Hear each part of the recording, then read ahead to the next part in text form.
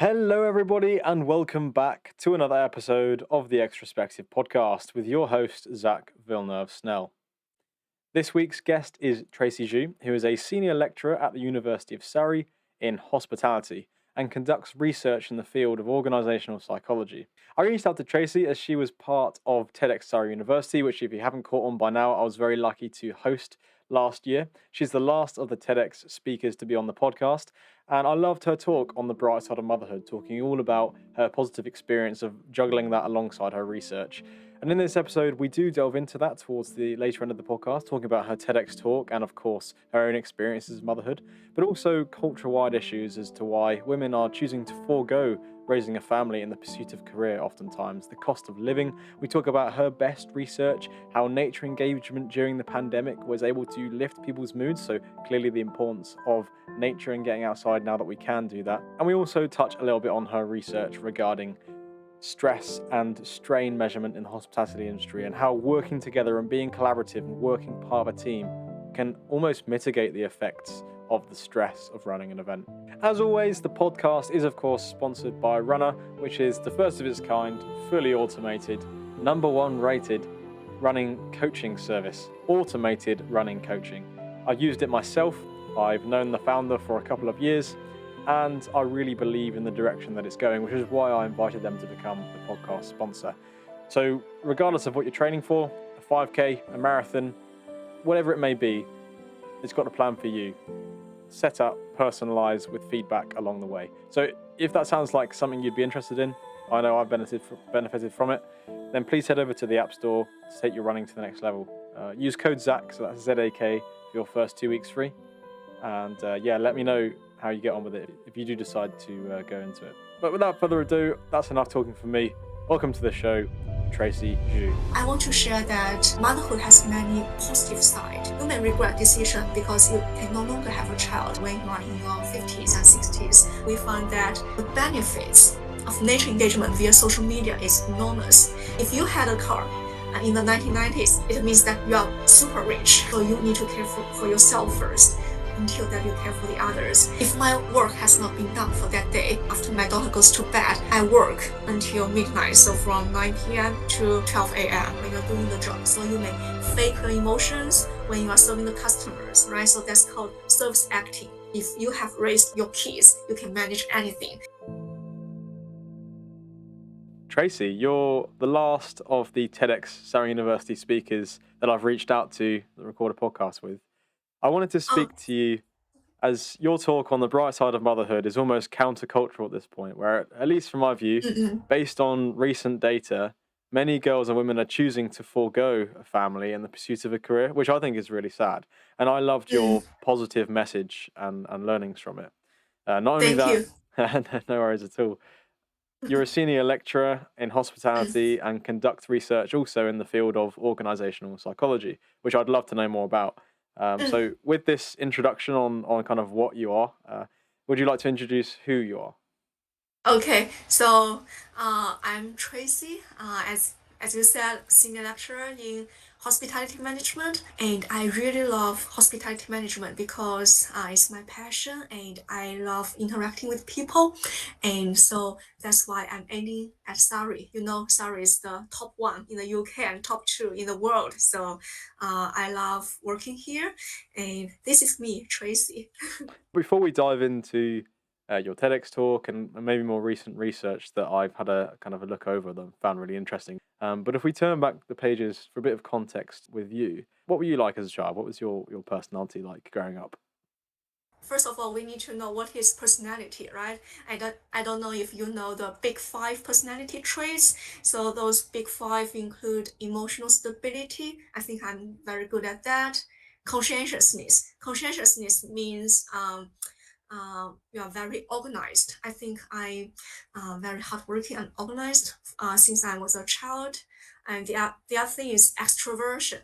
I don't think I'm that extrovert. I think I'm more introverted. I would like more of my self time. So I think I'm more introverted rather than extrovert, those outgoing person. And the other one is openness to experience, is that you want to seek novelty. And that's what I think I'm good at because I always seek for novel ideas to do research. So that's one. Then let me think about the other one. So those agreeableness, okay, agreeableness. So I like to talk to people, agree with other people. So I think those are some of my personality traits that since I grew up. Yeah. I think it's really insightful because a lot of the time you ask people that question, and they try and kind of draw on what they know of personality, and maybe they've Yeah. done some self reflection in the past. But Mm, particularly for you, you're able to actually know because obviously I've come across the big five in my own kind of personal curiosity in psychology, and mm, it's obviously that kind of standard amongst the practice and research for how we work out how someone is in certain like social environments. So I think it's really, really good that you've started with the big five. oh yeah, start with the theory. That's what the lecturers are talking about, right? Absolutely, and it makes perfect sense there, and Yeah. how that personality trait kind of molds quite Mm, well to being a lecturer and managing to balance that with being a mother as true, well. true. Yeah. Yeah. In preparing for this podcast, you did Mm, mention that obviously English is your second language. You didn't grow up here. You grew up in China. So, are there yeah. any kind of significant memories and distinct lessons that you can draw on from your childhood that stick with you today? So I was growing up in a very small countryside of south part of China, in a province called Jiangxi province. That's southeast of China, and I have made many lifetime friends, friends that I've known for over 30 years. And during that time, we walked to school and back to home.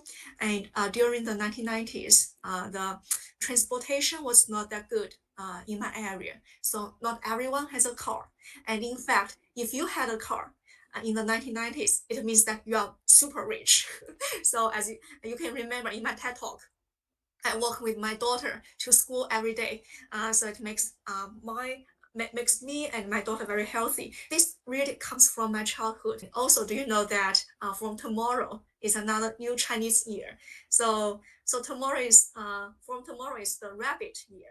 Okay, and this year is tiger, and the Chinese New Year is from tomorrow, and we often celebrate Chinese New Year in China. So with many friends that you come together, and this comes to the culture of I think it's called collectivism, right? So many people get together with their family friends, family members and friends.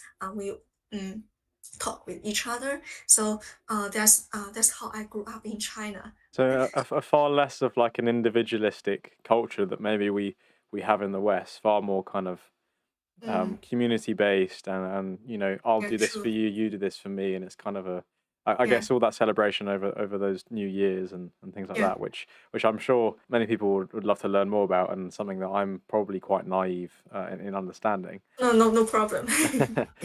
How would you say your parents influenced you growing up, or kind of those sort of cultures? Like how did you see that their influence had on the way that your personality was, and what sparked a light in you to pursue the career that you did? Oh, okay, okay. So my parents, they worked in hospital, so they work in the same hospital. And my dad is a doctor, my mom is a nurse, and they have very good healthy habits in terms of what food to eat and what exercise to do, and they always make very healthy meals for me. And so that also comes to the self care that I really passionate about. So you really need to care for your health, for your body, until that you can care for the others. Okay, so you need to care for yourself first until that you care for the others. And they also took me to the piano lessons. During that time, piano was very expensive in the 1990s, and my parents saved 1 year's salary to buy me a piano, and I really cherished that. And they also spent a lot of money on the piano lessons because there's not so many piano teachers in my city. So we traveled to another city to learn the piano, and it took a lot of time of transportation during the weekends, and so that helped my personality in terms of conscientiousness. That means that you need to be hardworking and you need to be very organized and disciplined.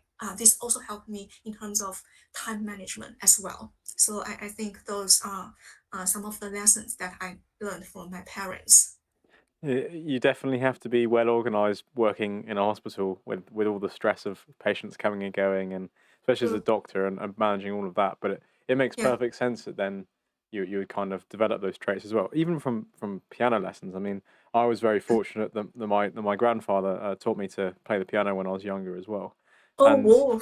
even though Mm, I still play the piano and it's an incredible skill in and of itself, that is mm, it the lessons more broadly that you can take from learning the piano about gradually improving yeah, repetition every week.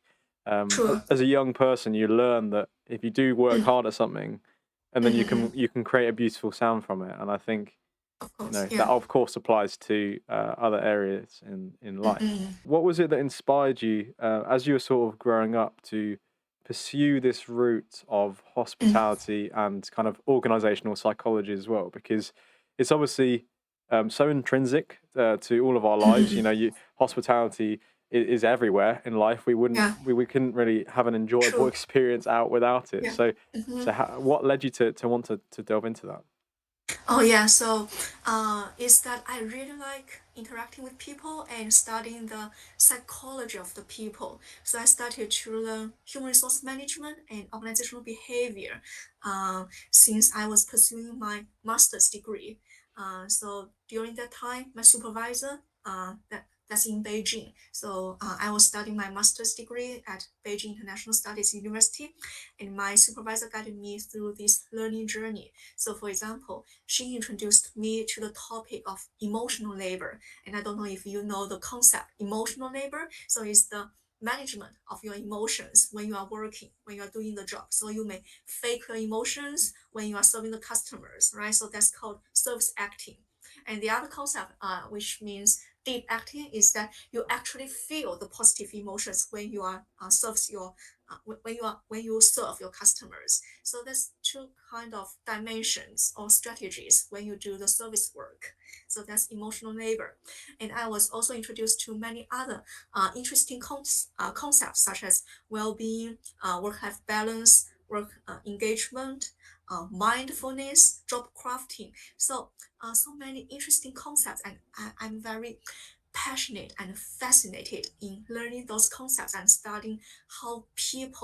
um, studying how people interact with each other and studying the psychology behind it. And the organizational psychology is more about the concept of psychology of of the employees in the workplace. So the um, it's more like the link between human resource management and organizational behavior. I see. Yeah. Yeah, and I think it's super interesting because Mm, that's probably a lot of the reason, not specifically focused on mm, hospitality, but that's also a lot of the reason why I find psychology in general interesting because yeah. you see things on the surface level, and True. you want to understand what's going on underneath. You want to understand why. You want to keep Of asking course.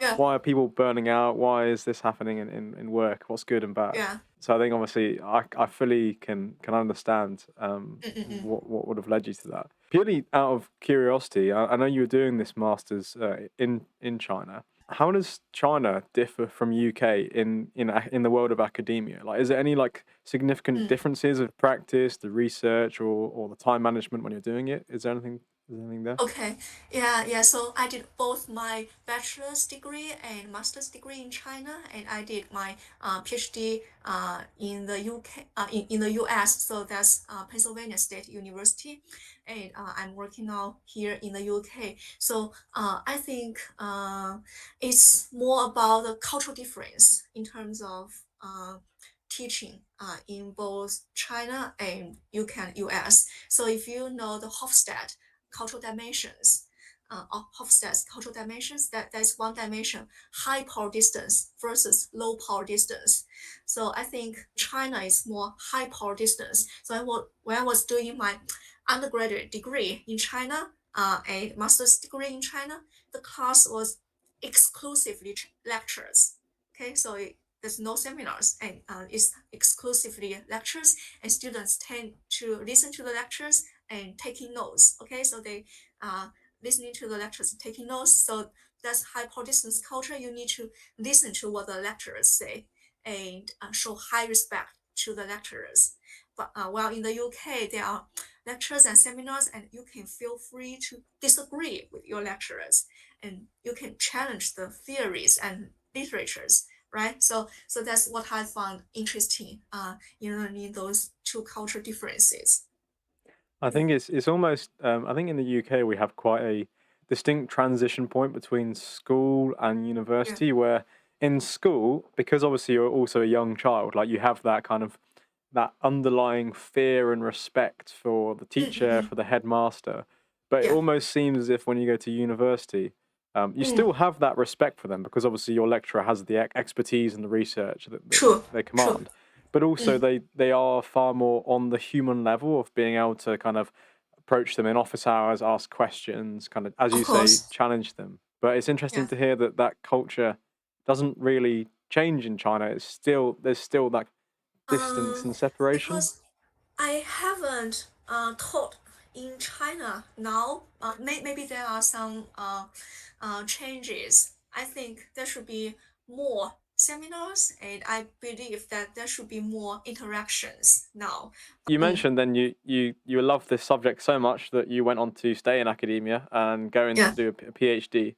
Can you tell us a little bit about what that PhD was on and what the findings were from it? I think I've written down here something to do with the trajectories Mm. in stress and train during a stressful event. So what does that actually Okay. mean? What does that mean? Yeah. So that's my dissertation topic, and my dissertation topic looks at the stress and strain of a stressful event.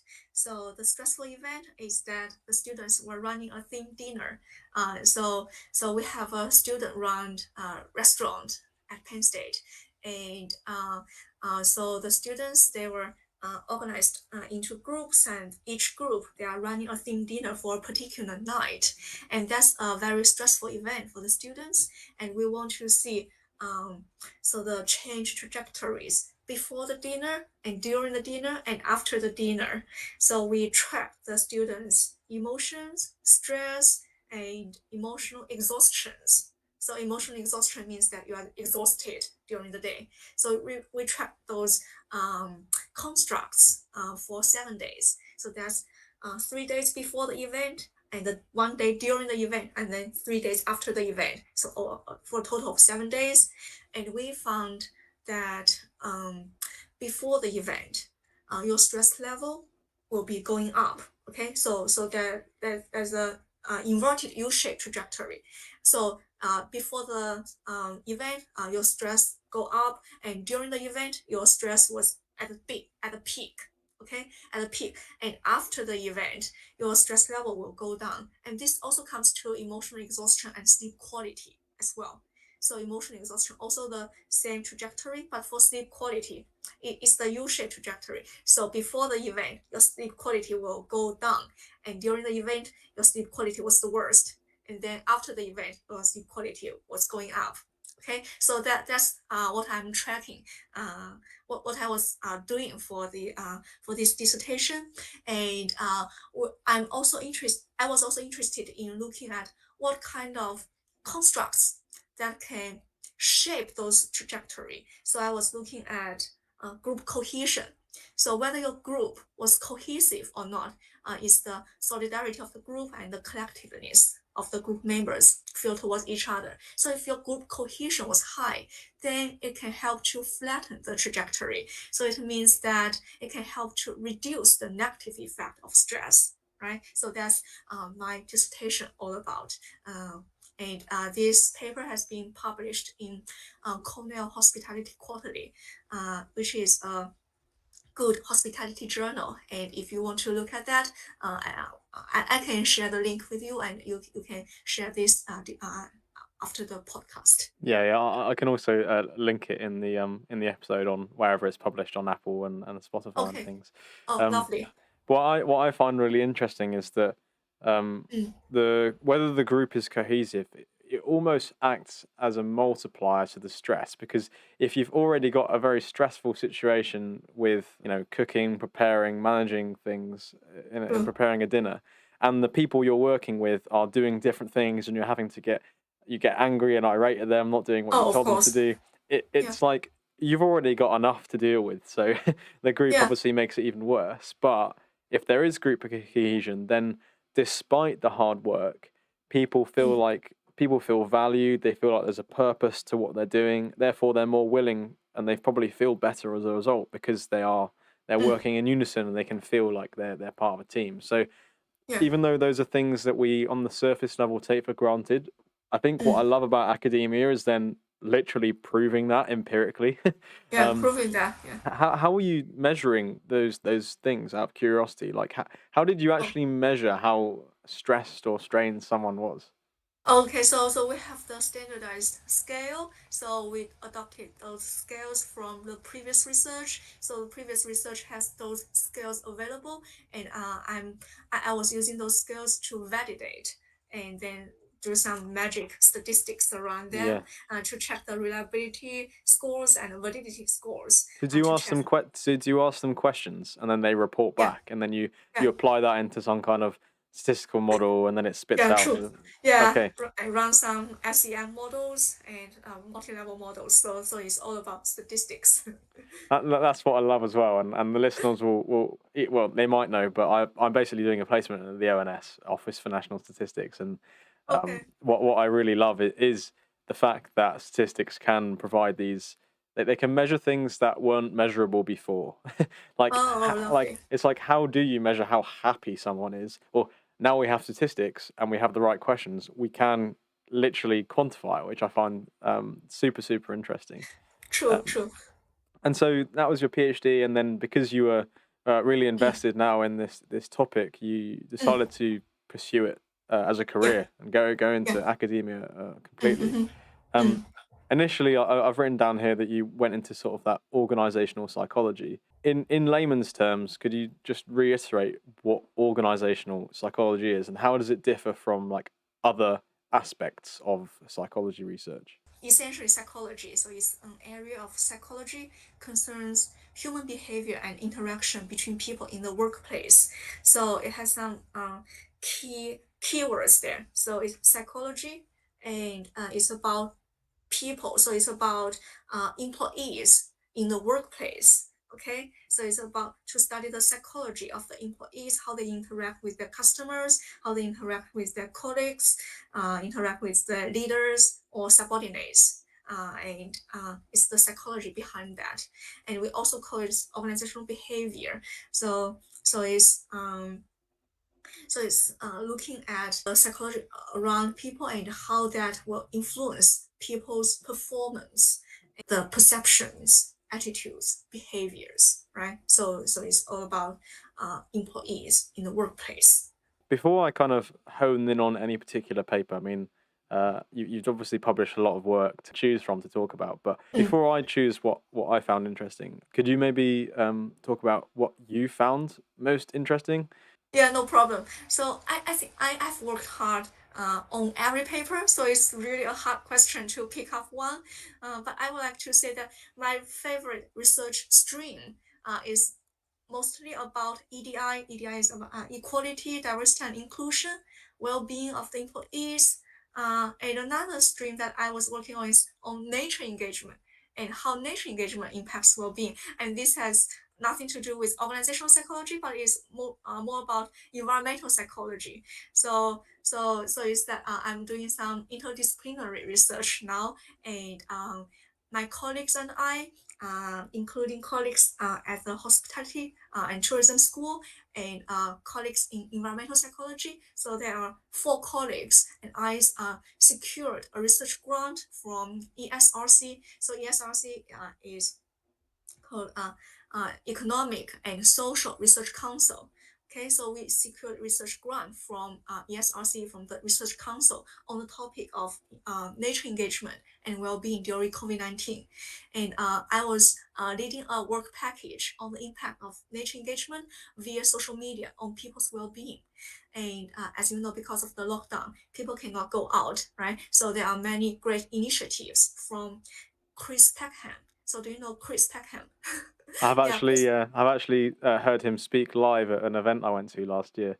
Yeah. So he's a naturalist, and he also broadcast on Springwatch, and they posted videos on nature during the lockdown, and this has generated great interest from the public. And in this project, we have analyzed over 100,000 comments from those videos from the Facebook, and we found that the benefits of nature engagement via social media is enormous. So it can not only enhance people's positive emotions, and here the scientific definition is called hedonic well-being. So it can help them to increase their hedonic well-being, but also nature engagement via social media can help them to cope with the stress and mental fatigue, which they are experiencing as a result of the pandemic. So it can increase the sense of connectedness to nature and other people, because they could post comments and tag each other. So help them to build the connectedness between people. And this idea and this research has developed into a SARI Innovation Exploratorium. I don't know if you know this or not. So the Exploratorium is was launched last November, so like 3 months ago, and this Exploratorium was an exhibition in the library on the first floor. So if you go to the first floor of the library, you will see some nature videos, and there's also a touch screen to help with the research. So you can see some questions like, after you watch those nature videos, what are your emotions and how do you feel about this? So you can help with the little research that we are doing.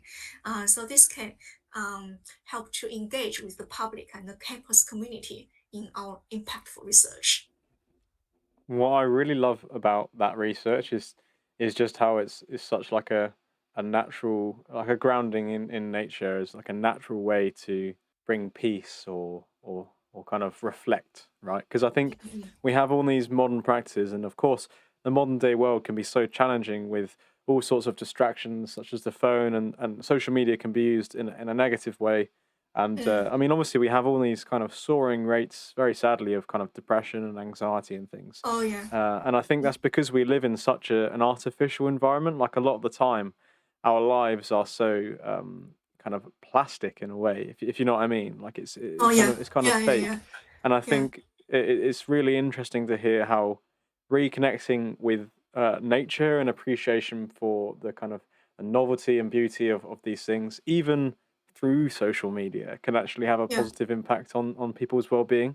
True. As you've mentioned, with kind of walking to school as a child, and now walking your daughter to school, it's almost, it's just the simple things of being outside and Mm. Mm. experiencing joy in the simple things that Mm. can Mm. Mm. can really make a difference, rather than trying to overcomplicate it True. too much. Yeah.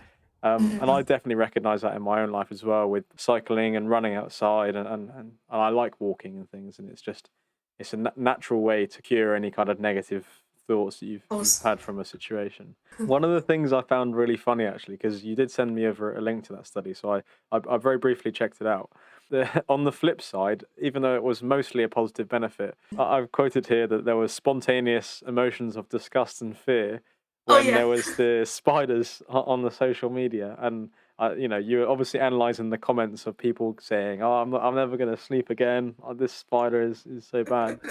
Um, was it surprising to you to see that, like, there is that contrast within the responses to those things? Like, some people really are disgusted by, like, snakes and spiders and things, and other people actually just find it cool. Like, Oh yeah. was Yeah. that True. interesting to you? Yeah, that's quite interesting because it's depends on the content of the videos, right? So some people like this, and some people don't like this. Some people think those animals are cute, and some people think those animals are disgusting. But it's totally based on people's opinions, right? Yeah, but most and I think that mostly they find it's beneficial. Yeah. And it's not something, again, as I mentioned before, I wasn't aware that there was research on this kind of thing because, again, it's one of those things in psychology and environmental psychology where it's previously been very hard to measure. Like it's hard to Mm, measure this sort of thing on a 0 to 10 scale, like you would be mm, able to in a like a chemistry experiment. yeah. But Okay. now we have these tools to literally measure. Okay, I Mm, grab my phone and I look at a cool video of a cat maybe or a cute squirrel running down a tree, and I yeah. have a positive emotional response. Like it's just such a Oh yeah. an Oh, interesting thing. yeah. But for this research, we did qualitative analysis. So we group them into themes. But this is not quantitative. So Ah, still, yeah, quantitative. So that's basically, were you like keyword searching for like yeah, the true. good and bad Mhm. words in Yeah, yeah, yeah. comments? Yeah, yeah, yeah. So it's not statistics, not the I see. numbers, right? Yeah, Still very interesting though, like yeah. with the general themes that Mm, come out of it.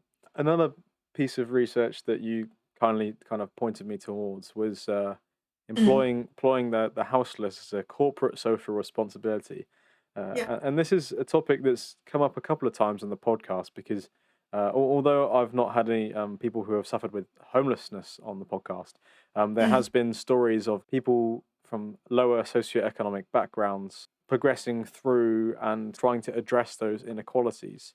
So, could you true. maybe talk about employing homeless people as a corporate social responsibility? Like, what does that mean? Like, is it Okay. literally giving homeless people jobs? So, so you know that many organizations, including hospitality organizations, they can see the benefits of engaging in CSR, corporate social responsibility, which can take many forms. And one of the form is maybe to employ the houseless people.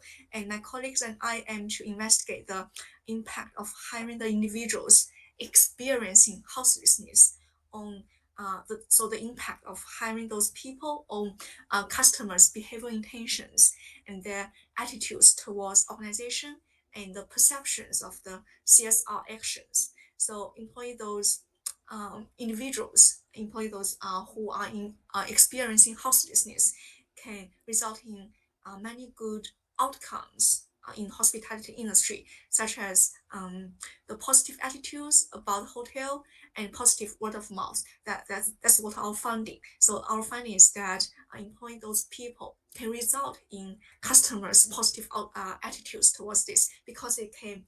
If you employ the houseless people, and then the customers will view that you have a good image, you have a positive image, so you will see the CSR of the organization, and then the customers will develop a positive view of the organization. So that's the findings and the implications for this research. So it's on like a broad level of how someone views the organization and whether they'd kind of go back there Yeah, for yeah, work. So, yeah. was there anything on like the individual, I don't know, Mm. customer satisfaction when they are being served by someone that is homeless, or has there not been done that research? Yeah, yeah. So we did two experiments, although these are not field experiment. So we present some scenarios. So the scenario that one is the control scenario.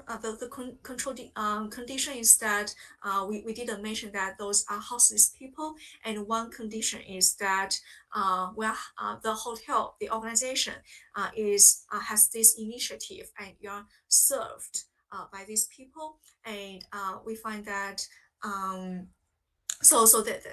There's a scenario on that, and then so these respondents they're acting as the customers, so they will report higher CSR perceptions and higher positive word of mouth about this. So it's based on the scenarios that we designed. I see, I see. Yeah. So it's almost like green, not greenwashing, but when Mm. because that's obviously the negative side of it. But if a Of course. company Yeah. has genuinely made recycled packaging or has Mm. some kind of green charity initiative, even Yeah, if it's initiative. Yeah. a few percentage, maybe it's like topping up every 80p goes up to a pound of every spent, True. up to Yeah. charity. Those Yeah. sorts of things, I think, Mm. go such a long way in, as you mentioned, like brand perception. And I think, Yeah. especially when it comes to kind of employing houseless people who, a lot of the time, it's no fault of their own. They might be Mm. ex military. They might have had some big Mm. shock or upset that's caused them to be homeless.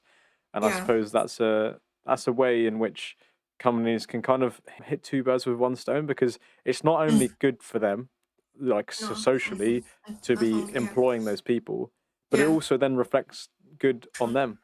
And I think True. that that's obviously reflective of like a modern day society where post materialism, where we begin to value these Mm. things over purely just the good or service that we're getting, Yeah.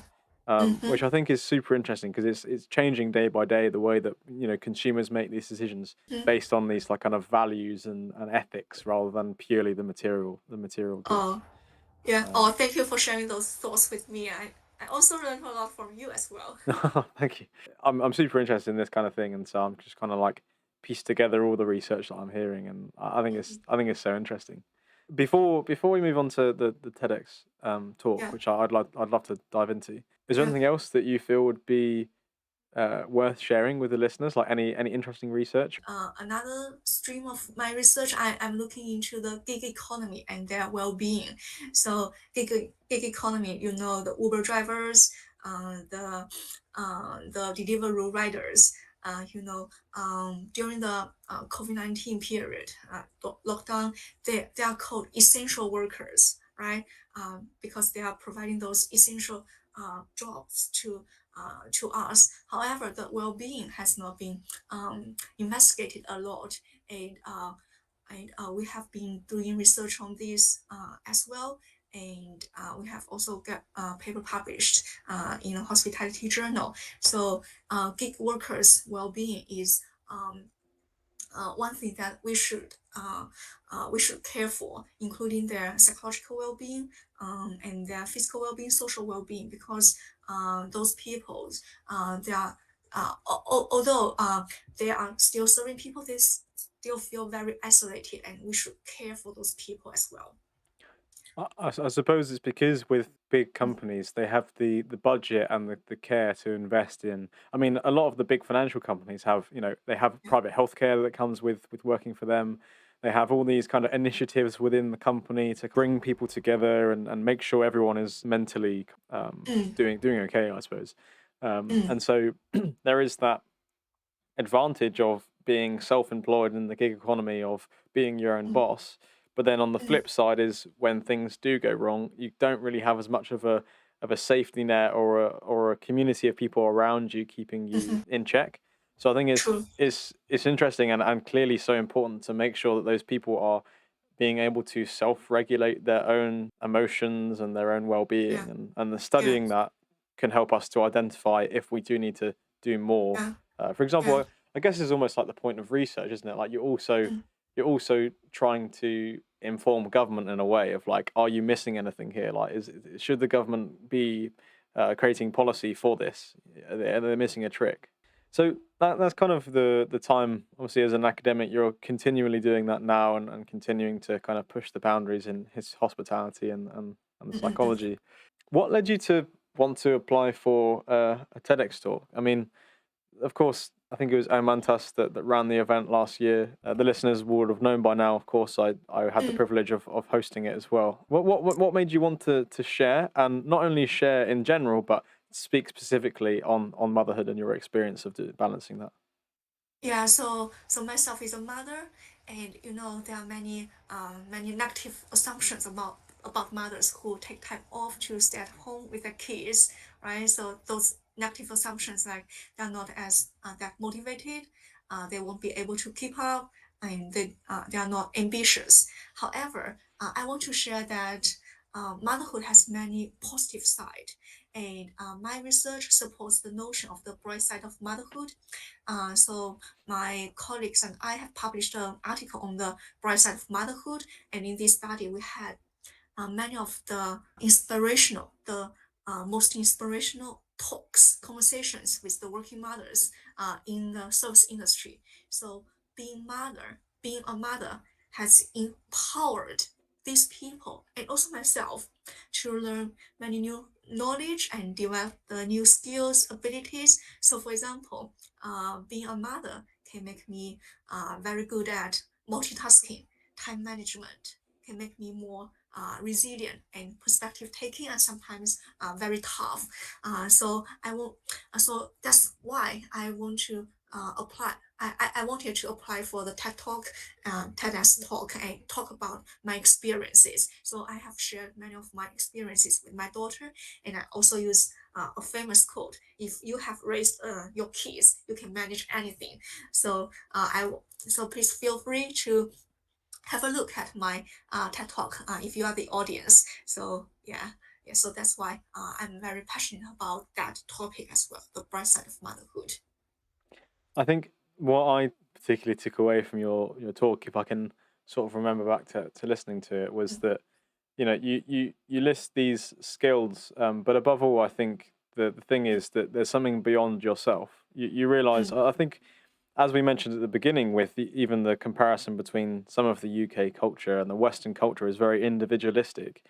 And I mm, think we can get too wrapped up in just trying to do everything for ourselves and pursuing our own happiness too much to oh, then neglect, for example, the beauty of raising a family. Because as soon as you do oh, that, you realize that your kids are more important than you are. I suppose you kind of it gives you that, mm, as you mentioned, perspective taking of mm, being able to place something above yourself, and that gives you so mm, much more purpose to what you do and so much more fulfillment. Because even if I'm not just talking about academia, but even if you get made redundant at work or something really negative happens in the sport that you love and whatever, mm, you mm, no mm, longer place your kind of value identity in those things because mm, mm, primarily mm, you're just serving and trying to be the best mm, mother mm, or mm. father True. for your kids. So I think Yeah. that's super interesting and not really something that I'd ever considered. Also, then circles back to helping someone in the workplace, but Mm, mm, mm, that's how you've demonstrated as well. Is it helps you mm. overall as an individual Yeah. realize those things, and then obviously Yeah. it has that place at work.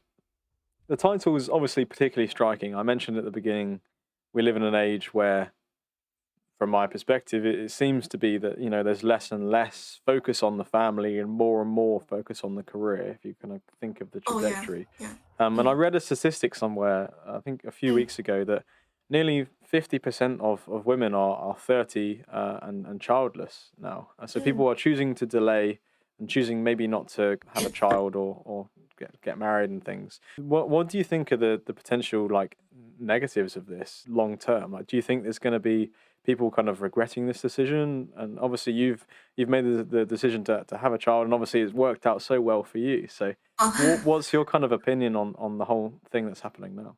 Mm, it's very interesting to know these statistics, and I think it applies to men as well. So I've also have many female colleagues and male colleagues who are single and don't have a child, and I think choosing whether to have a child and how when to have a child is a personal decision, and we should fully respect and support that. um, and perhaps it has both positive side and negative side regarding uh, single and childless after since their 30s.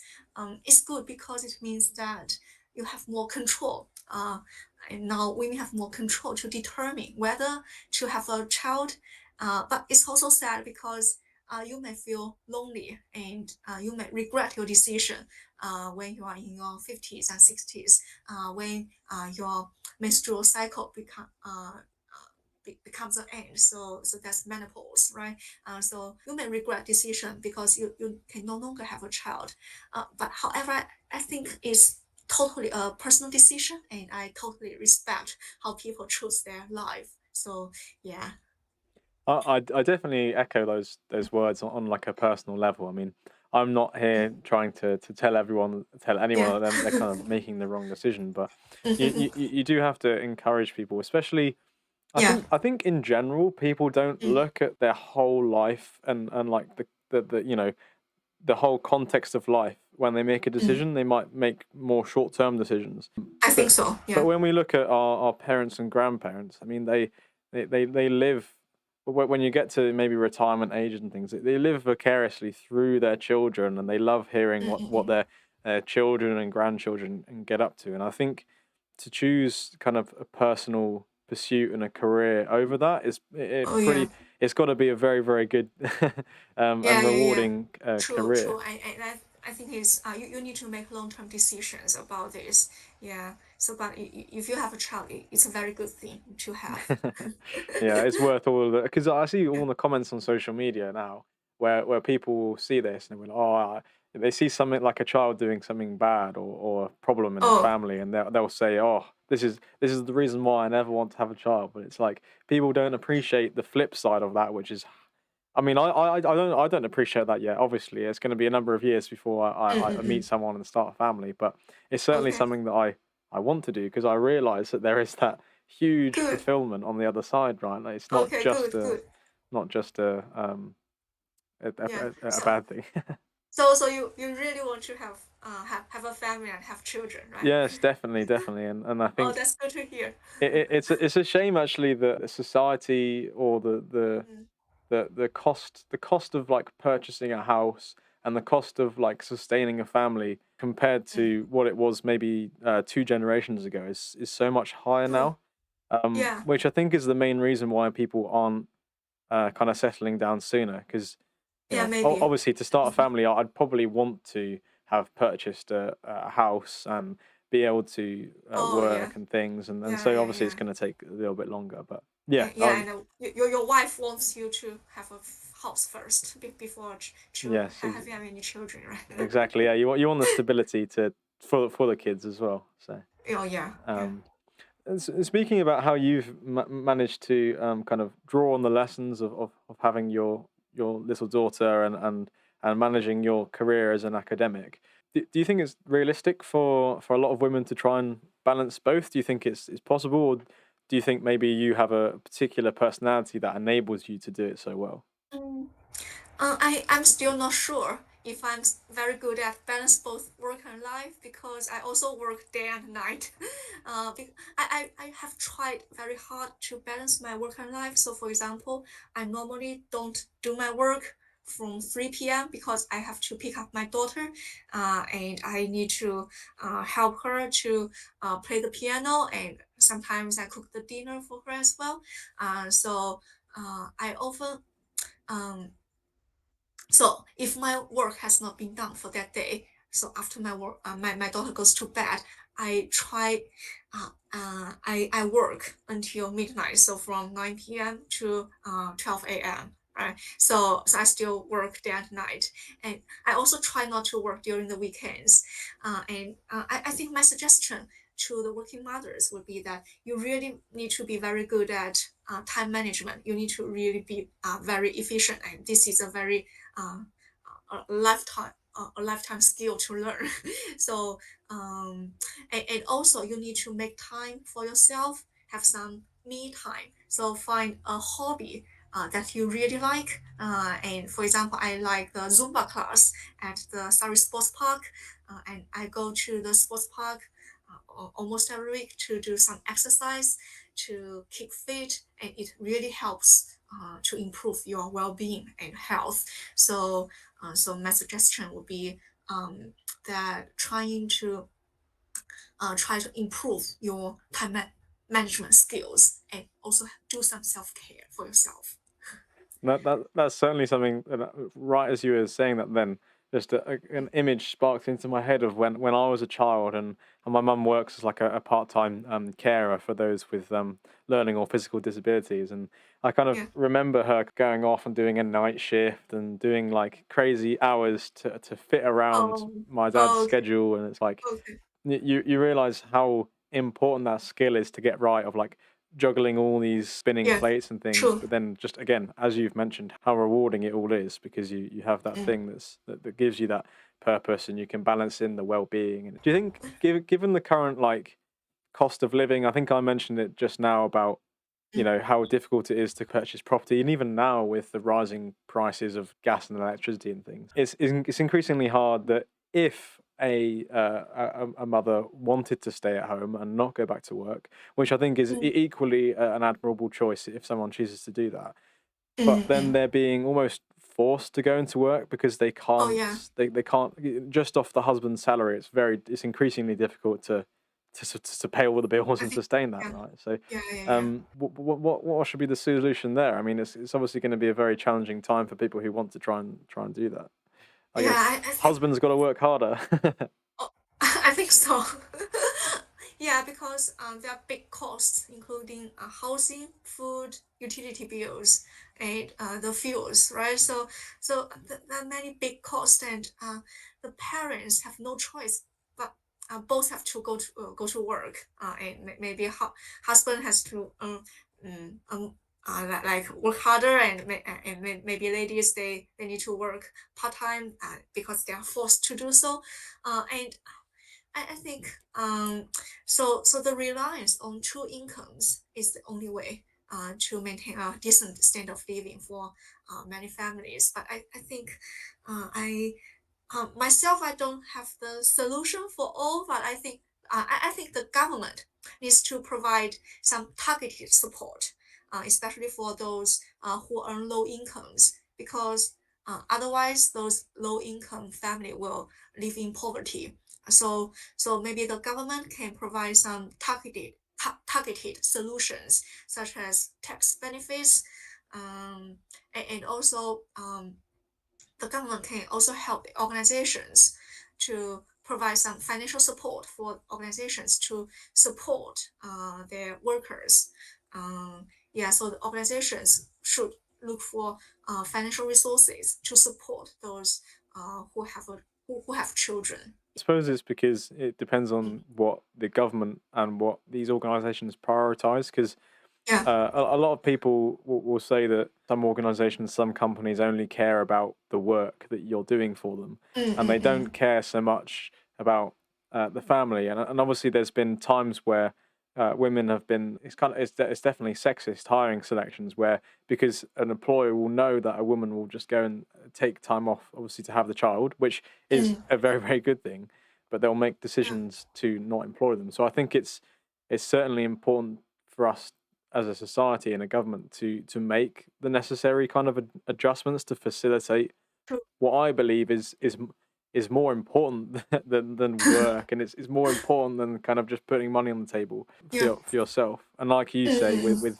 potentially tax benefits or mm. with targeted support, I think that's certainly something that could be useful. Speaking about your own experience again, then before you have children and after you have children, most people will say that lots of things change about how you view the world. So, Yeah. Yeah. what's that been like for you? So the lessons, it's not like reading a book, and after you read a book, that you will learn all these lessons. It's not. But I think both balancing work and life, um, it is kind of like time management as I talk about, and also I really need to think from my daughter's perspective. So for example, yesterday, my daughter talked to me that, oh, I don't want to play the guitar. Oh, no, no, so sorry, I don't want to play the piano. Instead I want to play the guitar. And I was like, why do you want to play the guitar? And she said, so that my daddy can teach me how to play a guitar. So that I really need to think about from my daughter's perspective that um, do I need to invest in this time and money into guitar? I'm now thinking about maybe have a second instrument and maybe have some child lessons. And so it's really that I need to think from my daughter's perspective.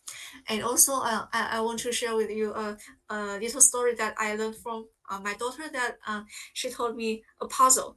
Uh, she told me a puzzle yesterday that do you know where do fish live? Where do fish keep their money? And the answer, do you know the answer? The answer is riverbank. Oh, right, okay. Oh, oh yeah. So she learned a lot of like something learn something from her school, and I she likes to share with me. She's much more extroverted, much more openness than me. So I really like to learn from her, like every day what she do, what she does in school, and how she interacted with her friends. So yeah, so that's this. I think that's such an interesting approach and kind of Yeah, mindset with the children is like not yeah, just what you're teaching them and how you're nurturing them, but also yeah, what you're learning from them. Because I mean, of course, with your own situation, you also have the added effect of she's teaching you literally mm, new words because she's growing up in the English school system and true. obviously English being a second language. But more Yeah, importantly than that is in general new attitudes, as you say, mm, better openness and more extroversion. You learn yeah, things not only about yourself but also mm, new things that yeah, you kind of broaden your perspective. So I think that's yeah, it's true. super interesting to hear that if you can humble yourself, because I think a lot of parents might struggle with that kind of like trying to learn from their kids, because you know you're so much better than your kids, like you know so much more. But I think Uh, um, your kids can also teach you a lot yeah, of for those course. reasons, of course.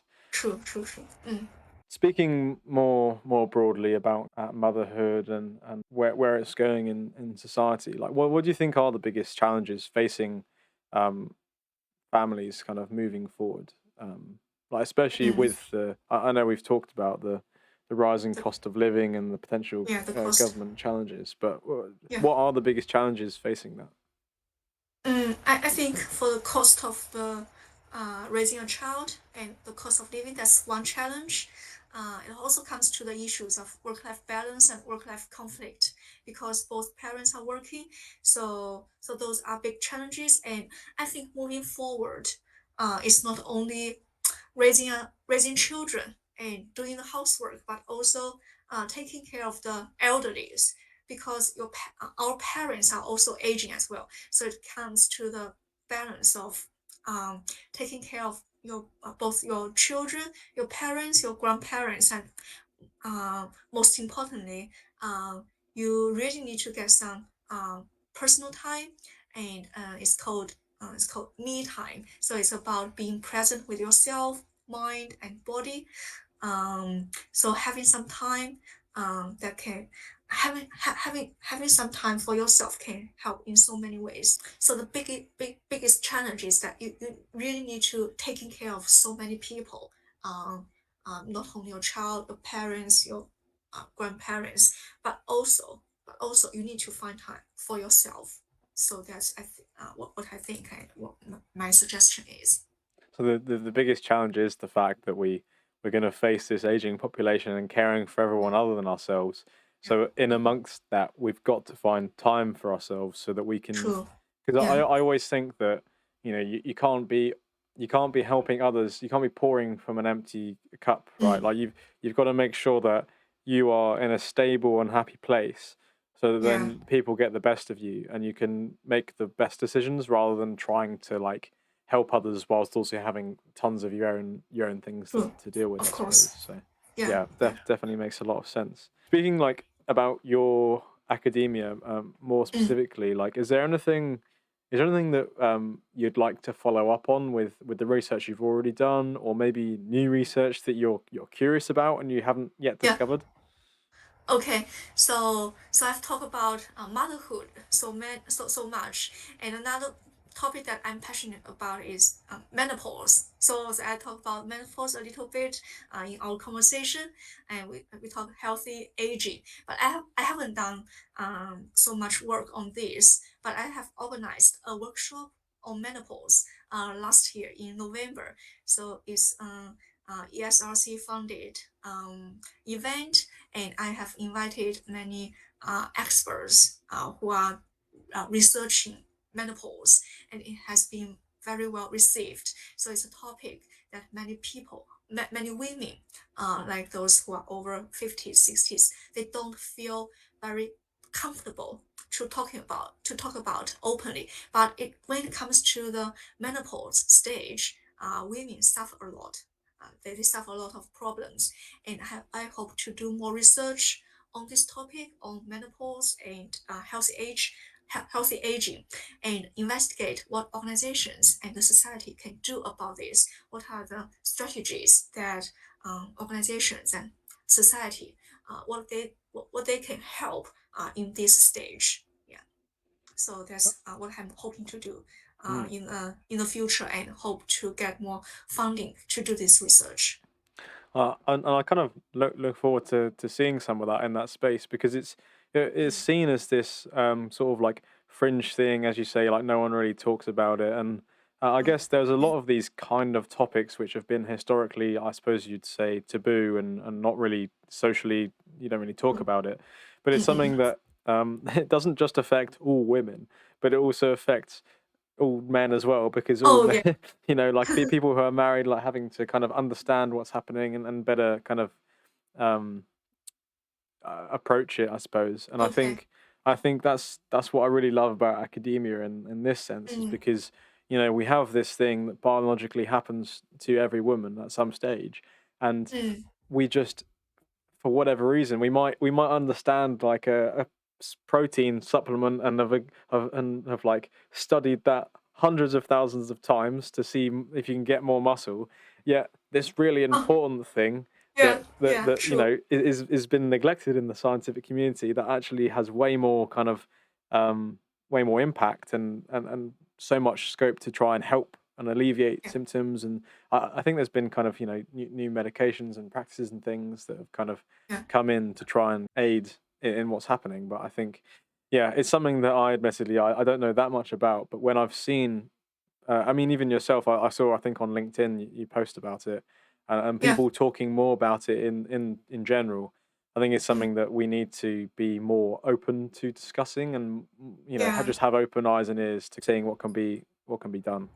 yeah, and find more support on how it can be done well, Yeah, right? precisely. So, yeah, I look forward to seeing. Maybe in I don't know, after you've done some of that research, you can come back onto a podcast to discuss all about it.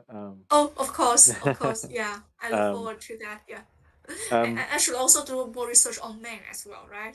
As we talk about, yeah, yes, right. I mean, again, even from a well-being perspective, I suppose, like even though it's something that primarily affects women and kind of trying to understand it and kind of go through that process, it's also then how can men support that and how can we be best equipped to try and yeah. make It's that. not only it's not only how men can support women, but also how women can support men as well. Yeah, because men can also have many mental health issues during if they are new father, right? So Oh right, yeah, like completely in that whole space with understanding things. So yeah. yeah, Mm. look forward to it. But I think that probably brings the conversation to a close. I've really enjoyed learning more about some of the things we've talked about today, with the impact that nature has on well-being, Mm. homeless, employment, various things we talked about, but specifically the motherhood aspect and balancing that and the lessons that Thank you've you. taken away. Thanks. Of course, if people would like to find out more specifically regarding that, they can find your TEDx talk, and I'll link it. But Mm. how can people find the rest of your work if they want to get in touch or look at some of the research? Maybe they can follow my Twitter. I tweet some of my work there. I can share with you my Twitter account, and they can find my work on my Google Scholar and ResearchGate. So my Google Scholar has has all of my papers there. It's around 50 papers. So you can click on my Google Scholar and click on my papers to find out more, and please feel free to contact me. And I'm happy to look for wider collaborations with the industry as well. Yeah, Perfect. Well, I can share with you the links yes, afterwards. yes. I'll make sure to link it. But Thank you everyone for listening, and thank you, Tracy, for being so calm with your time this morning. Good, Zach, so much. Thanks.